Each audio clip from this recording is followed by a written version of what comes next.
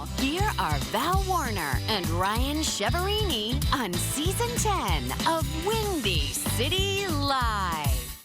On Windy City Live, is it fact or fiction? Our favorite doctor duo gives us the truth on some medical 411. They're our favorite twin OBGYNs from right here in Chicago. For the first time in quarantine, back to play a little fact or fiction. Say hello to Dr. J and Dr. I. Hi, guys. What's up? How are you? It feels like forever since we have seen you. I know, it's been a long 6 months. I miss you guys. I know. We miss you too. We got so depressed, we stopped eating. Yeah, how much weight have you guys lost? Oh my God. About 25, 30 pounds. Yeah. Now, why did you do that? You didn't need to lose weight to begin with. Honestly, our clothes hide some things. We needed to lose a little weight, but also with this whole COVID thing, honestly, we knew we were seeing so many patients, we were going to get exposed. And I said, I have got to be in tip-top shape to ideally prevent it. And if I get it, to fight it. Exactly. Right. Have you gotten it? Thank God, no. I don't know. I actually had some funky symptoms in March, but I never had a fever, and I took the antibody test in April, and it was kind of like mildly positive. So then I retested like a month and a half later, and it was negative. So I don't know. It's like, I'm not sure. Maybe not. But a lot of our nurses, a lot of the doctors we work with have gotten it. So, I mean, it's been running rampant, I tell you. It's getting a little bit. How is the family? How are all the kids combined? Are we looking at 10 kids combined, right? Yes, 10 of them. they're all doing good. They're all homeschooling. The college is no more. They're taking college classes at home, which means I'm saving on the dorm. So there are some plus sides, but everybody's good. Good. And you know what? We haven't seen you guys since The Last Dance came out, the Bulls documentary. But I got to say, Dr. J, you look remarkably similar now to a certain Chicago legend, shaved head and earrings. I think he looks similar to me myself, but you know, my worldview revolves around me. But I'll take it.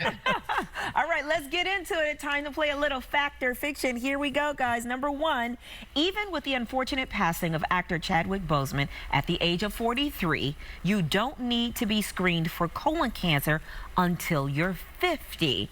I'm gonna say that's fiction. I'm gonna say that that's fact. You know why? Because of the word need. I'm gonna say that because I was frightened that I had to go in for my prostate exam when I hit 40, and my doctor said that unless you have family history for your prostate exam, they've moved that up to 50. So I'm gonna go by that logic and say fact. What do you guys think? That logic is incorrect, Ryan. That is fiction. So it used to be that we would say 50 was kind of like the baseline screening age for the population in general. Now the American Cancer Society has lowered that to 45. So best case scenario, 45. However, if you're at risk, be it because of race or be it because of family history, it may even be lower than 45. So if you've had a first-degree relative, for example, with colon cancer, you have to start getting screening 10 years younger than the age they were at the time of diagnosis. If you are a minority like me or Idris or Val or you, Ryan, because you are an honorary brother, really start maybe getting it even earlier because Black and brown people tend to get colon cancer more often. They're 25% more likely to get it, 50% more likely to get an aggressive strain of it and to die from it. And on average, Black and brown people will be diagnosed 8 years earlier than white people. So if you figure 45 is kind of like the baseline threshold, you could make an argument for even 37, 38 in some Black and brown people. But at the very least, no later than 45, and oftentimes earlier depending on family history and race. Why are Black folks always at a higher risk for everything? Colon cancer, breast cancer, getting pulled over by the police, dying from the police. I mean, we are just like, what is going on? Honestly, it's a combination of things. It's a combination of genetics. It's a combination of what they call epigenetics as well. Part of it can be lifestyle. It's a combination of things. But you're right, Val. It's like everything. It gets us earlier, it gets us sooner, it gets us more aggressively. We just can't catch a break. Seriously.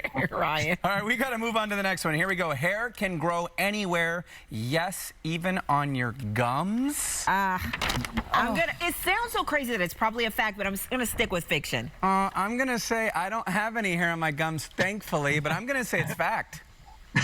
You just shaved, huh, Ryan? You are correct. It is a fact. So do you guys know what is the biggest organ in the body? Do you know? Water? The biggest organ.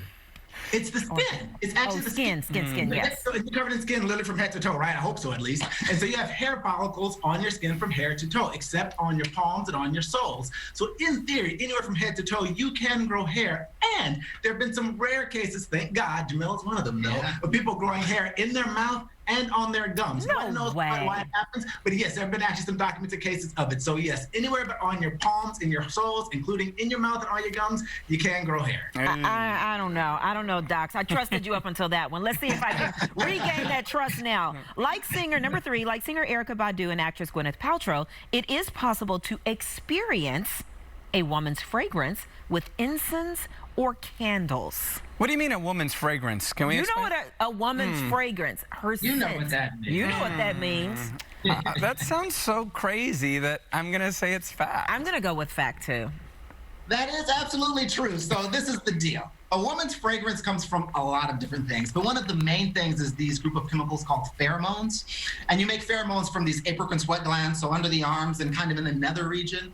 And basically these pheromones are fat and water soluble, and so you could store them in candles, for example. And what's really interesting about these pheromones is there's one class of pheromones called copulins, and kind of like the name sounds, it makes you want to copulate, basically. And so basically there are these chemicals, this fragrance that when men smell it, it will increase their testosterone levels by 150–180%. And as the testosterone levels rise, sex drive rises, other things rise. And so it can actually make men want to be more sexual. And you can absolutely get these pheromones, put them in something that's fat soluble like a candle, burn it, and the person can smell it and you can experience the fragrance of the woman. Now, if I want to experience Erykah Badu's fragrance or Gwyneth Paltrow, I don't know. I guess that's a question for another time, but it's possible. Give him a call, see. Yeah, but it's possible. That's crazy. You know, it's on a wish list for a lot of men and women out there this Christmas. All right. There's a very small chance you'll get COVID-19 from an open toilet.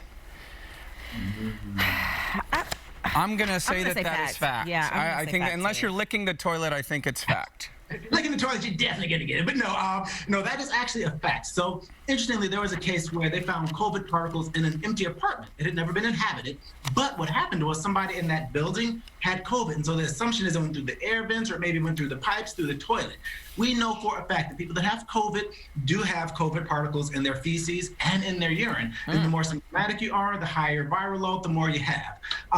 Sad but true fact. When you pee and poop, guys, and you flush the toilet, all those particles go up in the air and they just hang there for hours. So pre-COVID, during COVID, post-COVID, I always close the lid and then you flush. But what happens is people flush, these particles are there, you go in, you take a deep breath, it can go into your body. So you should wear your mask everywhere, including the bathroom. And when you flush, put that lid down. Absolutely. All right. Good information there. That's really Dr. good J, stuff. Dr. I. Always good seeing you guys. For more on the docs, check out their medical blog, Twin Doctors TV. And remember, if you have a question for the docs, just send an email to WCL@WindyCityLive.com.